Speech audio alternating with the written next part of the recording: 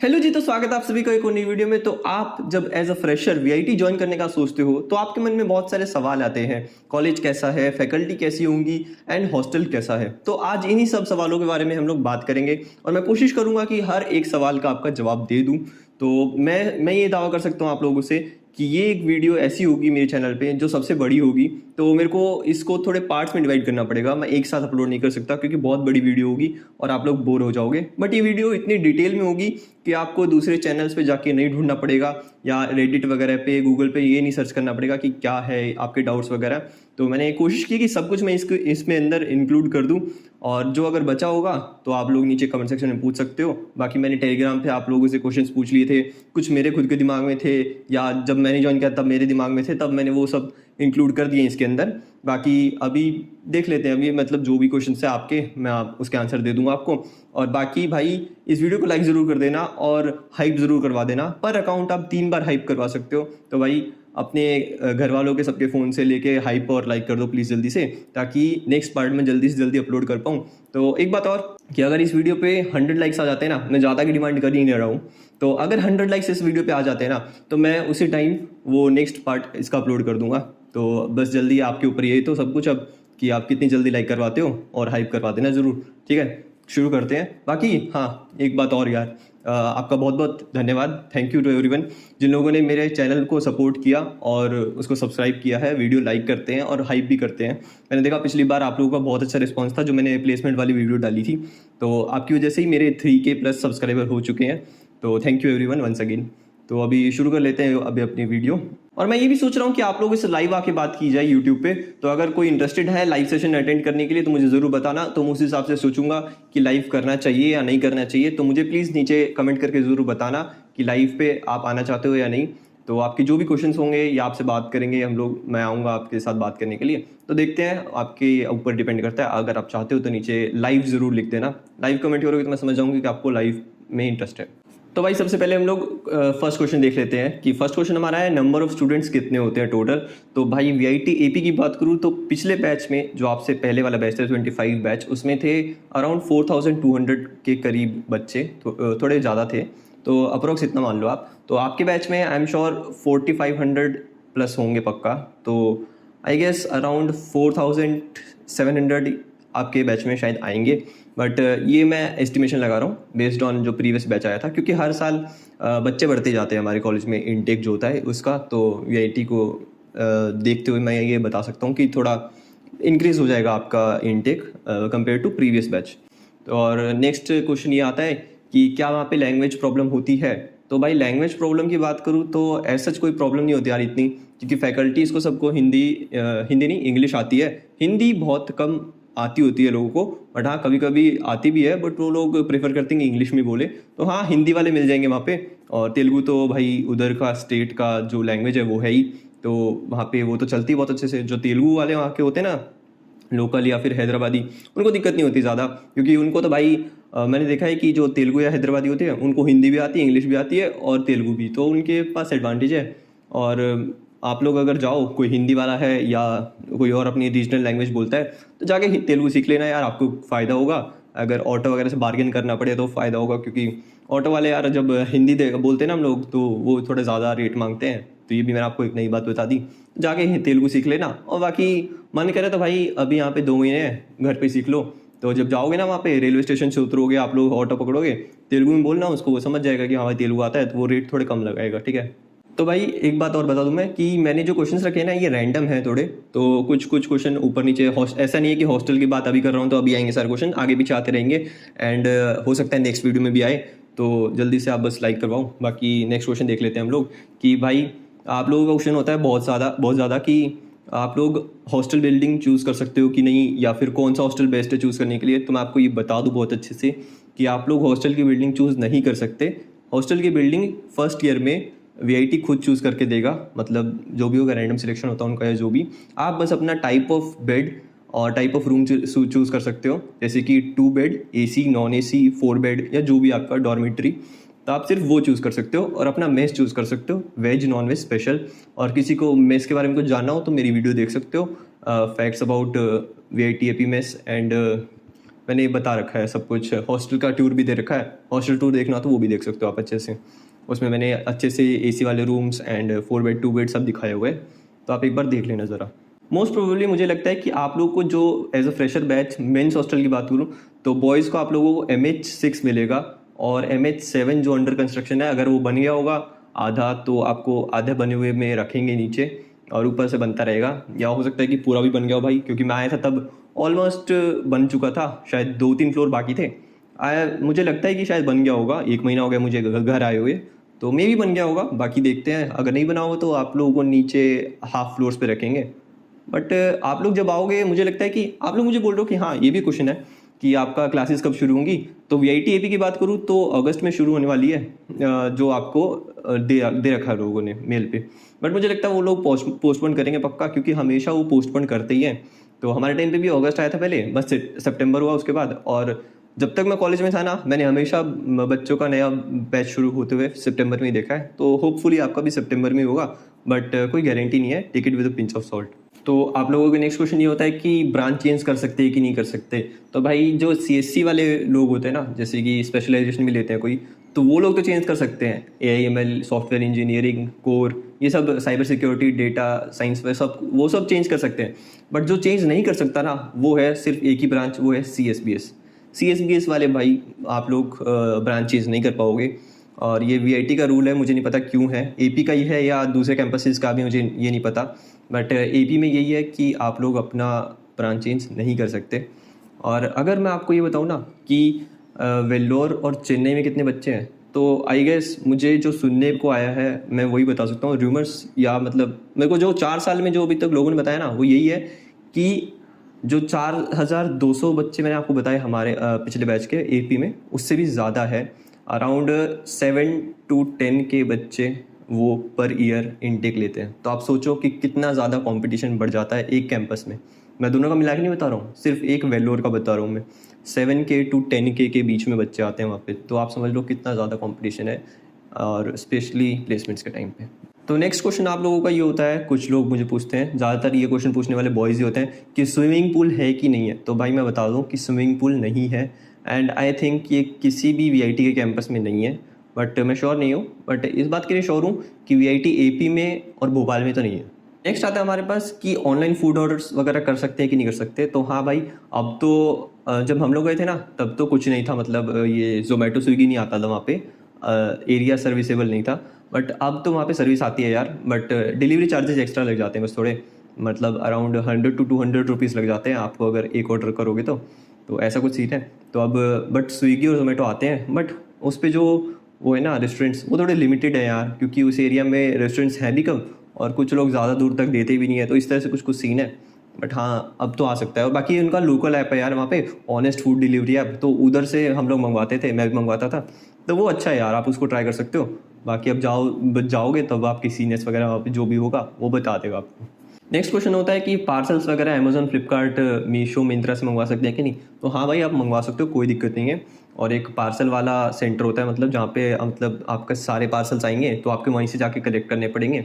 बाकी अगर आप लोग खुद से ही ले सकते हो उस पार्सल को, जब वो डिलीवरी करने आएगा तब तो वेल एंड गुड है, वो आपको नीचे हॉस्टल के आके भी दे देता है कभी कभी।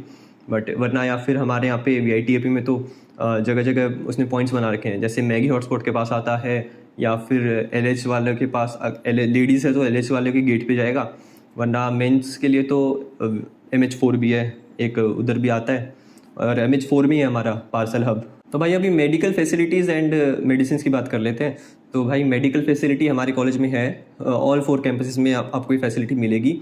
तो अंदर VIT AP का तो लिंक है मणिपाल हॉस्पिटल से, तो अगर आपको कुछ भी होता है तो वहाँ पे डॉक्टर होते हैं, नर्स होते हैं, वो आपको देखेंगे, चेक करेंगे। अगर कुछ सीरियस होता है या आप लोग बोलते हो कि मुझे हॉस्पिटल ही जाना है, तो कॉलेज वाले लेके चले जाते हैं आपको हॉस्पिटल, उनके पास एम्बुलेंस है। अगर आपने कैंपस टूर देखा होगा तो मैंने आपको उसमें अच्छे से मेडिकल रूम और एम्बुलेंस सब कुछ दिखाया है उसमें, नहीं देखा हो तो एक बार चेक कर सकते हो, वरना ऊपर आई बटन में आ ही रहा होगा, ठीक है। तो इस तरह से है, आपको मेडिसिन अंदर ही मिल जाएगी, कंसल्टेशन चार्ज नहीं होता है वहाँ पे, सिर्फ मेडिसिन का चार्ज लगता है, और जब तक आप कैंपस के अंदर दिखा रहे हो। बट अगर आप हॉस्पिटल चले जाते हो तो उसका चार्ज अलग से है, वो आपको देना पड़ेगा, हॉस्पिटल का देना है, एम्बुलेंस का कोई चार्ज नहीं है, आप इसका टेंशन मत लेना। तो अगर आपको ऐसा है कि आपकी मेडिसिन वहाँ पे नहीं मिल रही है, या फिर आप लोग जब घर से जा रहे हो और आपकी मेडिसिन वहाँ पे कैंपस में नहीं है तो आप उसको ऑर्डर कर सकते हो। टाटा 1mg वगैरह, फार्मेसी वगैरह वहाँ पे आता है। बट हाँ, एक बात याद रखना कि वहाँ पे डिलीवरी लेट होती है, तो एक एक हफ्ता लग जाता है मेडिसिन को डिलीवर होने में। तब तक तो भाई अगर कुछ सीरियस बात हो, तो बंदे को बुखार हो, तो वो ठीक भी हो जाता है। तो बस मेडिसिन अपने पास रखना हमेशा से, तो यही एडवाइस करूँगा।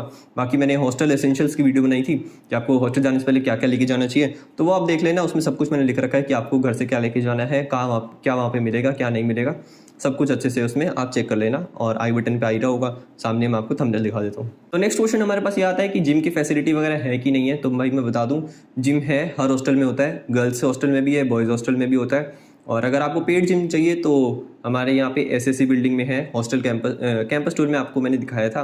और हॉस्टल टूर में मैंने हॉस्टल के जिम्स दिखा रखे हैं। कैंपस टूर में मैं जिम पूरा अच्छे से नहीं दिखा पाया, बट वो मैंने आपको बिल्डिंग और लोकेशन दिखा दी थी। हाँ, पेड जिम है, बेटर है हॉस्टल जिम से। तो बहुत लोग मेंबरशिप लेके रखते हैं, तो आप सोच सकते हो उसके बारे में। तो भाई एज अ फ्रेशर आप लोगों को एक ही डाउट सबसे ज़्यादा है कि हॉस्टल बुकिंग आप कब कर पाओगे, कैसे होगी, किस बेसिस पे होगी। तो मैं आपको बता दूं कि जितनी जल्दी जिसका रैंक आता है और जितनी जल्दी जिसको अलॉटमेंट हो जाती है सीट की, उसको इतनी जल्दी चांस मिलता है एज अ फ्रेशर कि वो अपनी हॉस्टल चूज़ कर पाए। तो जैसे कि अगर किसी की 2000 रैंक आई होगी, तो वो अपना टू बेडरूम वाला रूम चूज़ कर सकता है एसी के साथ में। और हो सकता है कि 90K की रैंक जब तक आएगी, हो सकता है कि 2 बेड वाले रूम ख़त्म हो जाएंगे, तो शायद आपको डॉर्मेट्री चूज़ करना पड़ेगा। तो हाँ, ये थोड़ा रैंक के बेसिस पे ही है। तो ऐसा भी नहीं बोल सकते एग्जैक्ट रैंक के बेसिस पे है, बट वीआईटी ये रूल फॉलो करता है कि जैसे फेज़ वाइज इनकी काउंसलिंग होती है 1 to 20 की फेज़ 1 के लिए। तो फेज़ 1 के लिए ही सबसे पहले हॉस्टल शुरू होंगे, उसके बाद में second, third, fourth and last में फिफ्थ वालों के लिए शुरू होता है। इस तरह से चलेगा। तो हो सकता है कि जिसकी रैंक ज़्यादा है उनको फर्स्ट ईयर में शायद डॉर्मेटरी रहना पड़ेगा, या फिर टेम्प्रेरी कहीं पे अकोमोडेशन उनको दिया जाएगा अगर बेड नहीं होंगे तो थोड़ा एडजस्ट करना पड़ सकता है फर्स्ट ईयर में। सेकंड ईयर से आपके साथ क्या होगा कि आपकी जो सीजीपीए आएगी, उस सीजीपीए की बेसिस पे आपको एक रैंक मिलेगी। हॉस्टल की रैंक आती है, उस रैंक के बेसिस पे आप लोगों को ये ऑप्शन मिलेगा कि आप अपना हॉस्टल कब चूज़ कर सकते हो। और उस टाइम तक क्या होता है कि हमारे दोस्त बन जाते हैं, तो हमारे दोस्त जिसकी रैंक ज़्यादा होती है ना, वो हमें चूज़ कर सकता है एज अ रूममेट। तो एज एन एग्जांपल आप ऐसा ले लो कि आपकी रैंक आई है कि 800, और अगर आपके दोस्त की रैंक आई है हॉस्टल में 20, तो वो आपको एज ए रूममेट जल्दी चूज़ कर पाएगा क्योंकि उसकी रैंक कम है। और आपकी जब तक टाइम आएगा तो शायद हो सकता है कि 2 बेडेड रूम ख़त्म हो जाए या एसी रूम ख़त्म हो जाए। तो अगर वो आपको जल्दी पिक कर लेता है एज ए रूममेट, तो आपकी टेंशन खत्म हो जाएगी और आपको काउंसलिंग में बैठना भी नहीं पड़ेगा रूम चूज़ करने के लिए। तो आपका फ़ायदा होगा एंड दोनों को फ़ायदा हो जाएगा, उसको रूममेट मिल जाएगा। तो इस तरह से थोड़ा वर्क करता है हॉस्टल की काउंसलिंग फ्रॉम सेकेंड ईयर। तो एक क्वेश्चन और भी होता है आप लोगों का कि भाई रूममेट हमारे ही एरिया से, जैसे कि साउथ इंडिया वाले साउथ इंडिया के साथ रहते हैं या नॉर्थ वाले नॉर्थ के साथ रहते हैं क्या? तो नहीं भाई, ऐसा कुछ नहीं है, रैंडम अलॉटमेंट होगी। हो सकता है कि एक 4 बेडरूम है अगर एग्जाम्पल, तो हो सकता है कि सिर्फ आप अकेले नॉर्थ इंडियन हो और बाकी 3 साउथ इंडियन हो सकते हैं, या वाइस वर्सा भी हो सकता है, 1 साउथ इंडियन 3 नॉर्थ इंडियंस। तो ऐसे कुछ भी हो सकता है, रैंडम होता है भाई। तो कोई गारंटी नहीं है आपको कौन मिलेगा, कैसा मिलेगा। तो आपको 1 साल एडजस्ट करना पड़ेगा, वरना अगर कुछ ज़्यादा दिक्कत होती है तो आप नीचे वार्डन से बात कर सकते हो अपने हॉस्टल वाले से, तो वो शायद आपकी हेल्प कर पाए या फिर आपका रूम चेंज करवा सकते हैं बेस्ड ऑन जो भी सिचुएशन होगी। अप्रूवल लगेंगे थोड़े पेरेंट्स के, आपके, इस तरह कुछ ना कुछ चलता रहता है कभी कभी। तो भाई नेक्स्ट क्वेश्चन ये आता है आप लोगों का कि कोई एडिशनल फ़ीस है कि नहीं है। तो भाई मैं बता दूं कि आपके 4th ईयर तक तो कोई एडिशनल फ़ीस नहीं है, सिर्फ आपकी ट्यूशन फ़ीस होगी, हॉस्टल फ़ीस होगी। और बीच में अगर आपको कोई इवेंट वगैरह जाना है या फेस्ट वगैरह जाना है, जैसे वीटो भी होता है हमारे यहाँ पे, वी टैप होता है, तो उनके इवेंट्स की फ़ीस या फिर सब कुछ अलग अलग होती है हमेशा। तो वो आपको देना पड़ेगा अगर आपको अटेंड करना है तो, और एंजॉय करना है तो। बाकी नॉर्मल इवेंट्स चलते रहते हैं यार हमारे कॉलेज में, जो एमपी थिएटर में होते हैं। अगर हॉस्टल नहीं, कैंपस टूर में अगर आप लोगों ने देखा होगा तो आपने देखा होगा कि एमपी थिएटर वाला एरिया दिखाया था, वहाँ पे वो ओपन होता है यार सबको, मतलब कोई भी जाके देख सकता है। तो इवेंट्स चलते रहते हैं ऑल्टरनेट डेज पे। तो कुछ लोगों का ये सवाल था इवेंट्स वगैरह होते हैं कि नहीं, तो हाँ होते रहते हैं। कभी कोई एसोसिएशन लॉन्च कर रहा होता है अपने इवेंट्स, या फिर कोई रीजनल स्टेट वाली एसोसिएट क्लब मेंबर्स वगैरह सब कुछ करते रहते हैं यार, कुछ ना कुछ तो चलता रहता है। तो आप लोग जाके देख सकते हो, तो वो देख लेना। बाकी मैंने कुछ शॉर्ट्स डाले हुए हैं अपने यूट्यूब चैनल पे, तो आप उसको देख के पता लगा सकते हो कि किस तरह के इवेंट्स होते हैं। आपको इंटरेस्ट हो तो आप देख सकते हो। वैसे एज फर्स्ट ईयर तो आप लोग जाके देखोगे 1-2 बार तो, और उसके बाद अगर आपको अच्छा नहीं लगा तो आप नहीं जाओगे, और अच्छा लगा तो जाते रहोगे। तो ऐसा कुछ चलता रहेगा। और 4th ईयर के बाद आपका क्या होता है ना कि 4th ईयर के बाद आप जब पास आउट होने का टाइम आता है तो भाई आपसे एक्स्ट्रा चार्जेस मांगने शुरू हो जाते हैं यार। जैसे कि अगर आपको डिग्री चाहिए तो उसका अलग से चार्ज है, उसको बोलते हैं ये लोग कंसोलिडेटेड मार्कशीट। तो भाई मतलब आपके सब कुछ 4 साल की सब ग्रेड शीट एक साथ हाथ में आ जाएगी आपके, तो सबके ग्रेड्स वगैरह मार्क्स CGPA सब कुछ लिखा होगा। तो उसके चार्ज है भाई 1500 रुपीज़, जो कि हमारे इस साल का है। बट आपका हो सकता है इंक्रीज़ कर दें, क्योंकि हमारा इस साल इंक्रीज़ हो गया था और हमारे जो सीनियर्स थे उनका कम था। और फिर एक चार्ज और लगता है एलुमनी ज्वाइन करने के लिए। तो एलुमनी ज्वाइन करेंगे आप लोग तो भाई उसका चार्ज अलग से है, 4750 रुपीज़ पड़ा है शायद हम लोगों को इस बार। तो मैं अगर ऑप्शन होता ना कि एलुमनी बनना है कि नहीं बनना, तो मैं मना कर देता, बट ऑप्शन नहीं था तो आप लोगों को देने पड़ेंगे ये रुपीज़, क्योंकि आपको लास्ट में डिग्री तो चाहिए अब, क्योंकि डिग्री कर लिया आप लोगों ने। और बाकी प्लेसमेंट्स के टाइम पे मैंने बताया था कि 8000 रुपीज़ हमारे बैच में लगे थे, आपके शायद इंक्रीज़ हो जाए। तो प्लेसमेंट्स में बैठने के लिए आपको जॉब ऑफर चाहिए इनकी तरफ से, कॉलेज वालों की तरफ से, तो वो भी एक एडिशनल चार्ज है। तो इस तरह से कुछ एडिशनल चार्ज बीच बीच में आते रहते हैं।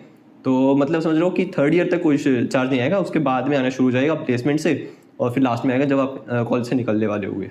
और भाई एक बात और, जैसे कि मतलब आप 4 साल अगर कॉलेज के हॉस्टल में रहते हो ना, तो आपको पर ईयर क्या होता है ना कि डैमेज चार्ज ये लोग लेते हैं, मेंटेनेंस चार्ज, डैमेज चार्ज कुछ भी समझ लो। तो 400 रुपीज़ ये पर साल ले रहे हैं हमसे। तो एट दी एंड 4 साल अगर आप रहते हो तो 1600 रुपीज़ बन जाते हैं वहाँ के। और अगर आपने बीच में कुछ भी गलती से अगर कोई चेयर तोड़ दी, ट्यूबलाइट या फ़ैन वगैरह कुछ हो गया, तो उसका चार्ज एक्स्ट्रा बढ़ जाता है।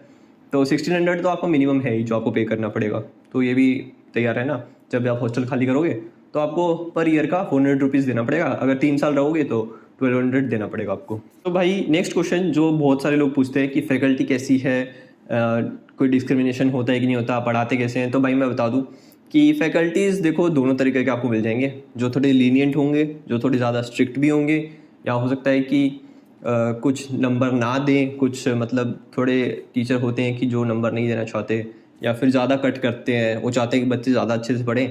तो कुछ इस तरह से चलता रहता है। बाकी टीचिंग यार, मैं किसी के लिए ये तो नहीं बोल सकता कि बिल्कुल अच्छा नहीं पढ़ाते, बट ये बोलना चाहूँगा कि किसी का टीचर का टीचिंग स्टाइल हमें पसंद नहीं आता है या हमें समझ में नहीं आता है, तो ऐसा हो सकता है आपके साथ। वरना टीचर कुछ ऐसे भी हैं जो बहुत अच्छे से पढ़ाते हैं और आपका मन करेगा कि नेक्स्ट ईयर भी आप उन्हीं को चूज़ करो FFCS में। उसके बारे में मैं बात करूँगा FFCS क्या होता है।